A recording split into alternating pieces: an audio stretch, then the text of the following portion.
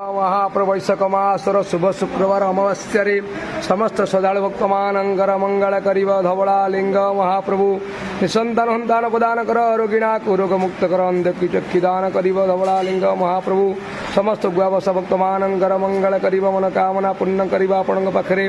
जे भक्त मान मनोकामना रखिंट मनोकामना पूर्ण कर समस्त श्रद्धालु भक्त मानंकर व्यापार वाणिज्य उन्नति करिव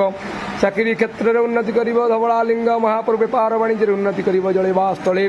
शत्रु मध्य रक्षा करुव हे मंगलमय धवला लिंग महाप्रभु समस्त दाता भक्तर मंगल करुव ओं त्र्यंबक यजामहे सुगंधि पुष्टिवर्धन उर्वारुकं निबंधनात्मक्षयमामृतात् हे मृत्युंजय धवला लिंग महाप्रभु संसार मंगल करंतु जगतर कल्याण करंतु आपण महिमा प्रकाश करंतु मंगलमय धवला लिंग महाप्रभु ओं दीपं ज्योति परम ब्रह्म दीपं ज्योति जनार्दनं दीपहर तुम्हें पापं पूजा दीपं नमस्ते शुभतु करतु कल्याण आरोग्यं सुख संपदा शत्रुबुद्धि विनाशंच शुभम दीप नमस्ते धवलेश्वर नाम विख्यात आनंद कवार हरि बोल।